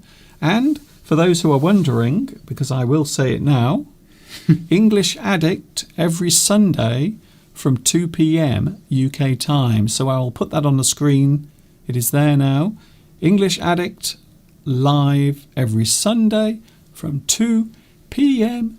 UK time. Here we go then, Steve, without any more. And the theme is? We are talking about image today. Image. Image. There it is, the sentence game. Image words. I am going to show you a sentence. All you have to do is tell me what the missing words are. It sounds easy, but it isn't. Here is the first sentence game for today. We have image words. So everything... 5 words. Everything today refers to a person's appearance, how they look, maybe the attitude to a person's appearance, perhaps. So let's have a look at this sentence game, the first one. Here's something looks more something with a something, something, something. And we are talking about a man. So that is a big clue. His. That's the... Yes. That is a really big clue. Alessandra's kicked us off with something. Okay, that's good. That's a good guess for one of the words. But we are talking about a man, a certain part of a man's body. How it might appear. Oh, I'd like to know. Spinoza. Spinoza, says Sergio. He mentioned it before. I haven't heard of that expression before. Spinozas. I'm going to look that up afterwards. Maybe you can explain that for us, Sergio. I've never heard of that. Have you heard of that, Mr. Duncan? I haven't heard of that, but I think it does maybe refer to one of Einstein's theories. I want to say relativity. That's what Sergio says. I was going to say relativity. Well, let's not speculate. No, I hadn't finished the sentence. I hadn't finished what I was going to say. I was going to say relativity, but I don't think it's that. I hadn't finished the sentence. So you just wanted to use the word relativity to make you sound intelligent. Well, that's one of the only things I know, you see. Wasn't it also string theory? I don't think that was... I don't think that's Einstein, is it? No, I think that's one of the things that came along. That's one of the theories I think that they're trying to use to connect two different theories together with. But I might be wrong about that. With a piece of string. Literally, yes. Very, very. That's why they're calling it. I think that's why they call it string theory. It's very. They're trying to link. Okay. Probably best to leave that. They're trying to link the sort of the big stuff. Einstein's theories are all to do with stuff you can see, the big things, how planets move and galaxies move and things like that. Okay. But then you've got all the theories of all the atoms and how they move around. Okay. But there are some aspects of those two theories that they can't unite them together, and with quantum physics and all that. So nobody's worked out a theory for everything yet. Well, no, I think we know that. Which is what they're trying. I think that's what string theory is. I think it's some attempt to link theories together. Thank you very much, Professor Brian Cox, for that. Well, I think I might be wrong about that. Have we got an answer yet? His face. So his something looks more something with a something, something, something. We are talking about a man's face. Think of something that I did a few weeks ago. Something I did. So I changed the way I looked. But when you first start doing that thing, then your face might have a certain appearance. So I think we know now it is face, F-A-C-E. His face looks more what? If a person's face looks maybe old. We've got a suggestion here, wide, which is 4 letters beginning with W. Yeah, not far off. That's a good guess. Or wise, says Vitas. What about something that's old and something that might look a bit damaged because it's been used a lot? Think of a word that might mean that. It's not about feet. Maybe an item of clothing that you have put on many times. It might become what? Thank you, Sergio. I shall look that person up. A philosopher, apparently. Appreciated as a saint is Spinoza. I'm going to write that down and look it up later. Intelligent has the next word. Well done. Right. Wild. No, not wild. Well, I've got wild. Further down. Worn. Could it be worn? Yes, worn. His face looks more worn. So something that's worn may be something that's damaged with age, or maybe being outside. The sun, the sea. Or perhaps you change your appearance in some way, like I did a few weeks ago. So his face looks more worn with a something. So when you first start growing a beard, many men will get this during the day. So in the morning you will shave your face, but as the day goes on, your beard will slowly grow back, and there is a certain name that we give that. You see? So are we saying that the first two words are face and the second word is worn? That's it, yes, definitely. Okay. Definitely, yes. Yes,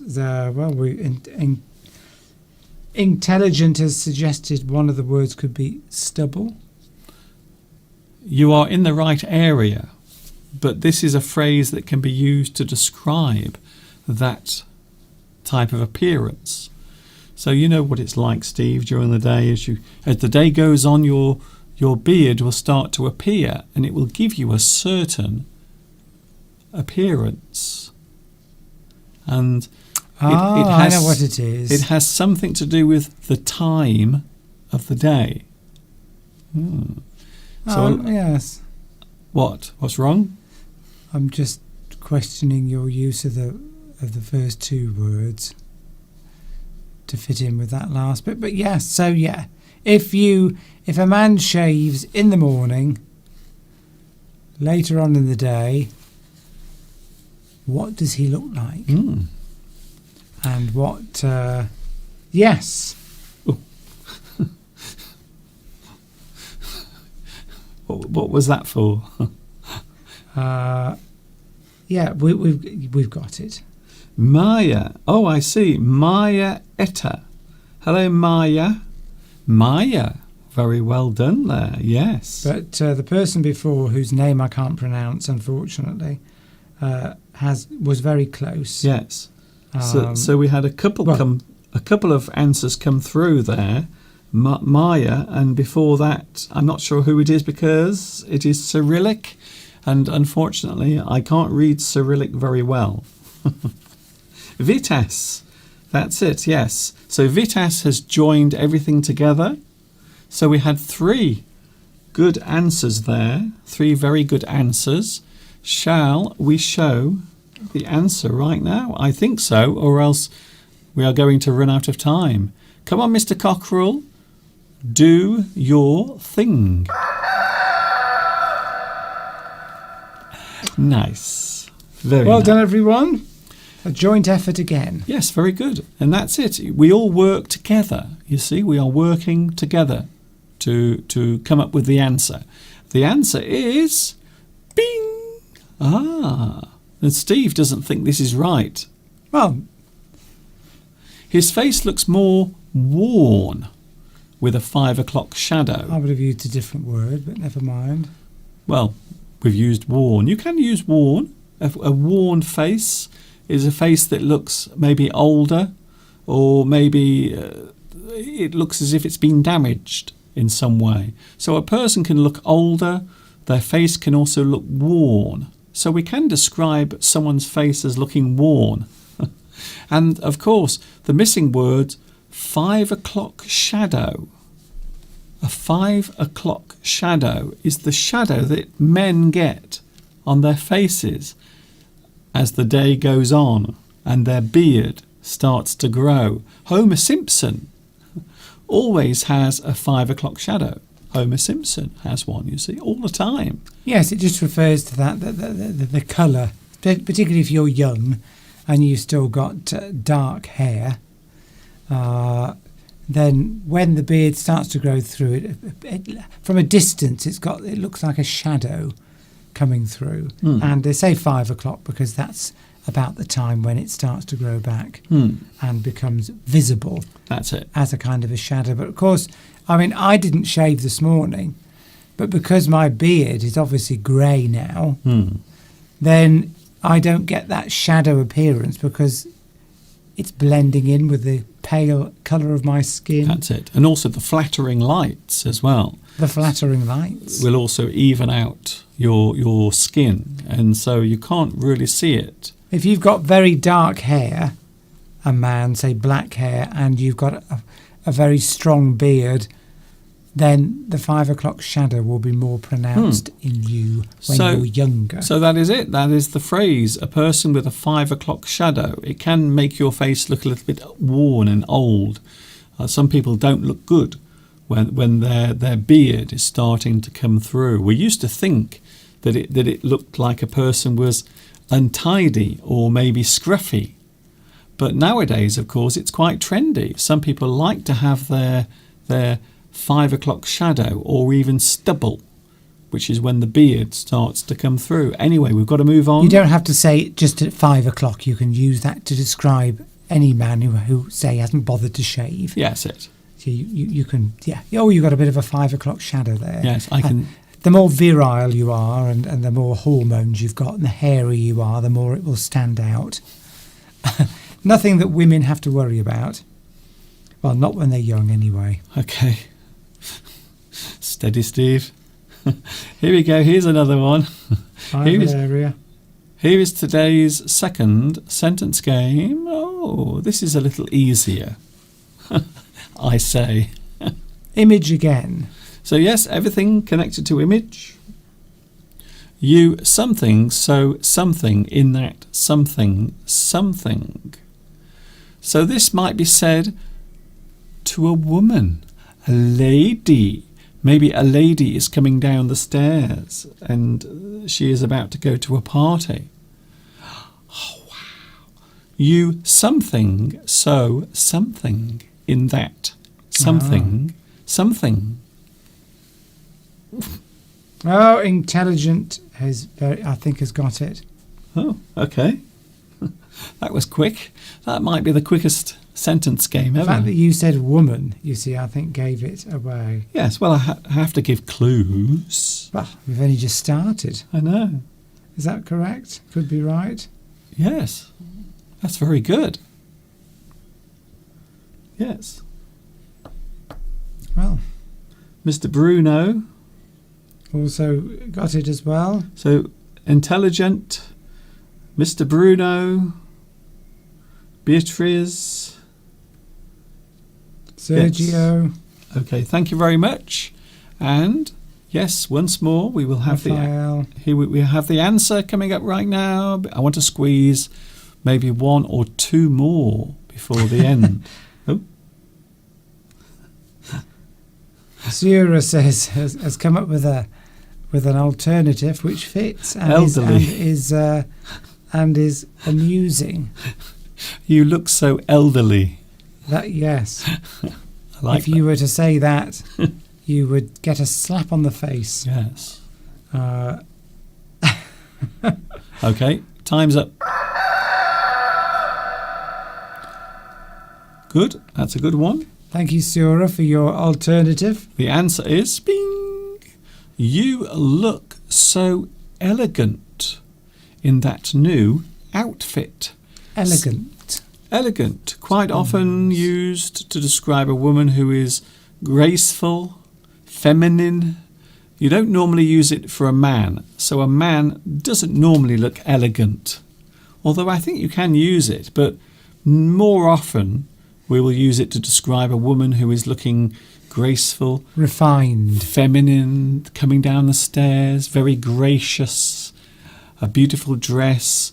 And of course we have the word outfit. So an outfit quite often is a type of clothing, or maybe more than one item of clothing that matches together.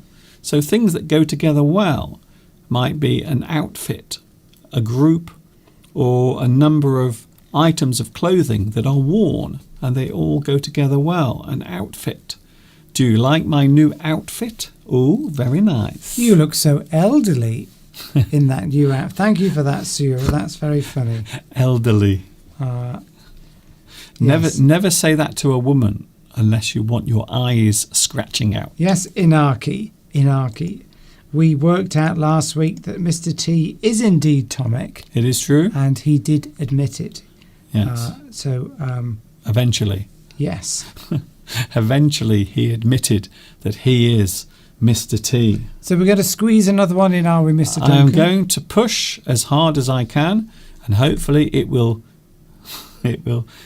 be able to squeeze one more in. Oh dear. Oh God. 5 words. What a one to end on, Mr. Duncan. This might be a mistake. Right image, I always something. Okay, let's not do that one. No, why not? Somebody might get it. We'll do another one. Well, you put it up now. I want to do the other one though, because it's a good one. Well, we can do both of them. Here we go. There we go. But people are looking at it, Mr. Duncan. Yes, it's changed. But there's the new one. There we go. I think this one is nicer. Okay, we're ending on. Forget the last one. Yes, it's okay. If you're listening, it's not burning into people's brains. Don't worry. So here it is. Here is the final sentence game today, because I changed my mind. I wanted to have this one as the last one. Hello, John from Switzerland. John Latour, watching in Switzerland. Oh, by the way, have you seen the volcano erupting in Iceland? Yes. Another one. It hasn't. So this is not the one that was erupting a few years ago that caused all that ash. This apparently is another one. It's on the ground and the lava is just spreading out. So this one isn't creating any smoke. It's just the lava coming out. Not like the one, I think it was 2012, or was it 2010, when that big eruption occurred in Iceland and all of the planes couldn't fly because of it. But this one is quite dramatic. 800 years they've been waiting. It's quite near the capital, so it's potentially it could be a problem. Not very far away from Reykjavik. So here we go. After this something has something, I'm going to give myself a what? What am I going to give myself?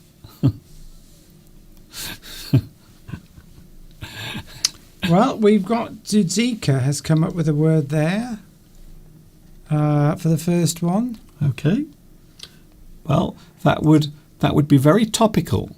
I think so. Yes, that's very topical. After this something has something, I'm going to give myself a something. This relates to image. Oh, well, Intelligent has come up with 1, 2, 3, 4, 5, 6. It's come up with words that do definitely fit. It's probably not what you're thinking of, but it definitely fits. Not live stream, but yes, we do have a correct answer already. Yes. In fact, we have, it's very hard to follow this, intelligent, but also Palmyra. Yes, Palmyra. Well done. Yes, you have got the final word right. So a lot of people are making plans for the future at the moment. Beatrice, thank you, Beatrice. But there are several possible answers to this. Yes.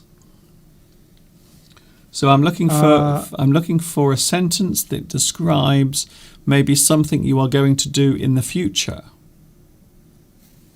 Well, I think we've got the answer.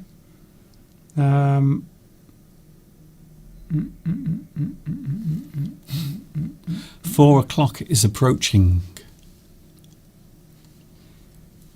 Well done, everyone. Good. So I think there's more than one possible answer to this. Yes. But I will show you the words that you thought of. I thought of. So this is an interesting sentence. And yes, a lot of people now are starting to think about what will happen when the lockdown comes to an end. I know it's very early for many people because many of us are still in lockdown, including here, by the way. So we are slowly going to ease and relax the rules, but very slowly. After this lockdown has, well, when something finishes, we can say that it has ended. After this lockdown has ended, I am going to give myself... You normally do the cockerel and then yes, do it that way. I am going to do it now. Okay. It's Mr. Steve, always thinking of cockerels.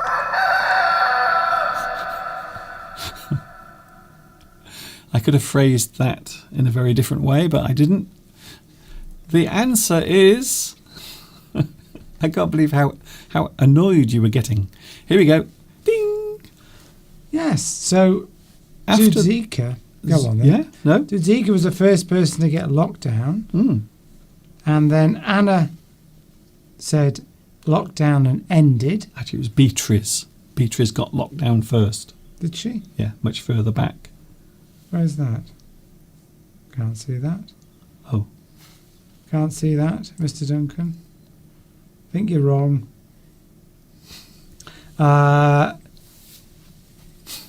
Yes, so yes, 1, 2, 3, 4. Live stream would have been funny.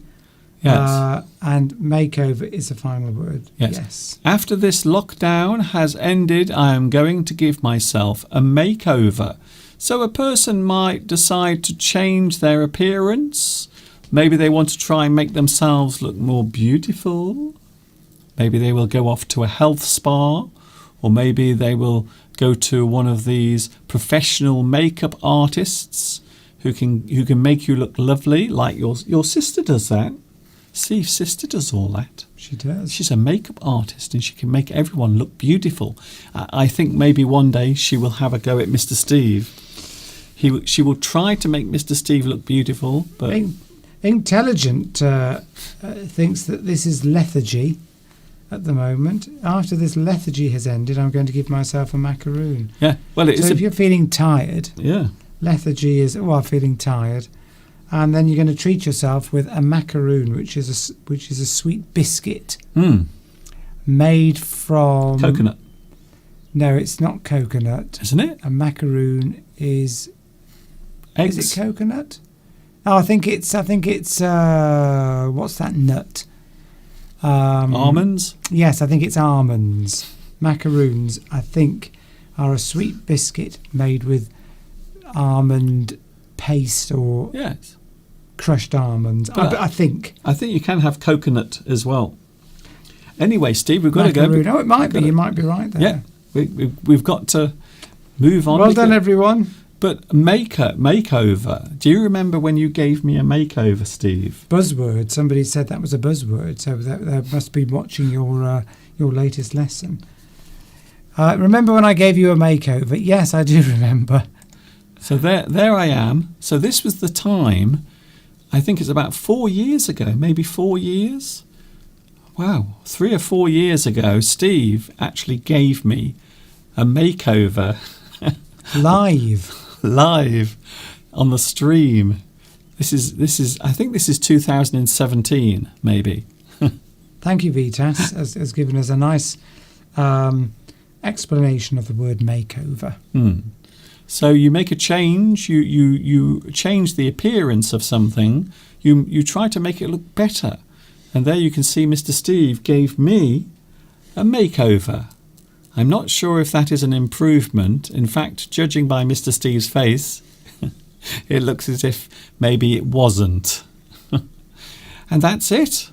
Beatrice says, congratulations on your new lesson. Maybe it isn't. And Tudzika used the word buzzword, which of course is from you use a buzzword in your regular new lessons, which are called something. It's nice to know, Steve. It's nice to know that Steve is taking notice of all of the things I do. Mr. Duncan's some brave new English. No, it's what's it called, Mr. Duncan? Oh, I can't remember what's it called.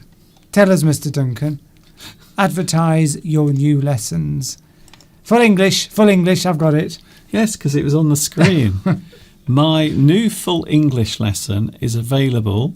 The link is underneath this video, and yes, there will be another full English lesson on Wednesday.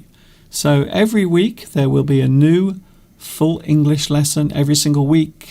Please watch and like. Posted on Wednesday. Please watch.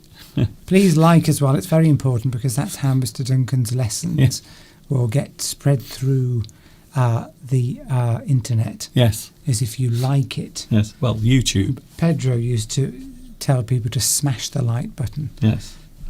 Which we are very grateful for. So please do that for Mr. Duncan's, for supporting Mr. Duncan. I don't think Steve wants to go. Are you going to be eating this later? Look at this. This is something that I bought yesterday. I got 2 actually.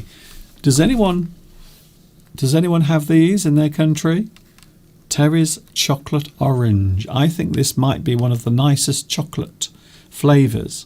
Orange chocolate. So this is something, because Easter is coming not very far away, maybe 2 weeks or 3 weeks. Easter is coming, and already there are Easter eggs in the shops, and as a way of connecting those things together, we also have hot cross buns after this. Oh, yes. A cup of tea and a hot cross bun. Right, I'm going to go and put those on now, Mr. Duncan. I'm feeling hungry. Good idea. And I've got to go back outside and take care of my wood. Yes. In the garden. Mr. Steve needs to give his wood some attention. I need to get my chopper out and deal with my wood. Because we had some work done in the garden a few weeks ago, and we've got lots of logs. Okay. And I've ordered an axe. Okay. And I'm going to spend most of the summer, most of the spring, chopping them up because there's a huge pile. By the way, this is the draw. That's not the only place there's a huge pile, but we'll go into that another time. Okay, Steve. This is the drawing that you were trying to show us last week. Oh yes. Of the 2 different types of axe. That's it. I'm not saying anything else. So there, for those who couldn't see it last week because the light was too bright. So there is Mr. Steve's axe. So the one on the right is what Mr. Steve's axe will look like. Oh dear. Anyway, that's it. So I've ordered an axe, but Mr. Duncan, because you have to be over 18 to buy an axe. Yes. Then when it's delivered through, let's just say Amazon, the man at the door is going to have to ask for some form of identification to prove that I'm over 18. I think they will know. Well, I'm thinking of wearing a wig and a hat like that, and some sort of modern clothes, going to the door and seeing if he says, "Oh, can I see identification?" I might play a little trick on the Amazon delivery driver. There is no way that you are going to pass yourself off as 17. I'll just wear sort of a long wig and just sort of do something, put some makeup on. Right, lovely to see you all. Lovely to have your company, and see you all again next week. Bye-bye. Thank you, Mr. Steve. And Mr. Steve is now leaving the studio. He's going into the kitchen because we are going to have a lovely cup of tea, and also, yes, you've guessed it, a hot cross bun as well. Thanks for your company today. I hope you've enjoyed this. It's been 2 hours. In fact, it has been more than 2 hours. Thank you for your company. Thank you for joining in on today's live chat. We have another full English lesson coming on Wednesday, so I hope you will watch that as well. And as I mentioned before, every Sunday, you can see it there on the screen, every Sunday, 2 p.m. UK time is when you can watch my live stream. And I will see you next week. It is the end of March next week. It will be the final live English of March. I'm very distracted because I can hear Mr. Steve in the kitchen. He's opening the hot cross buns. And to be honest with you, I'm feeling rather hungry. Until the next time we meet here on YouTube, be it on Wednesday or next Sunday, this is Mr. Duncan in the birthplace of English saying thanks for watching. I hope you've enjoyed it. See you again very soon. Take care, stay safe until the next time we are all here together again. And of course, you know what's coming next. Yes, you do.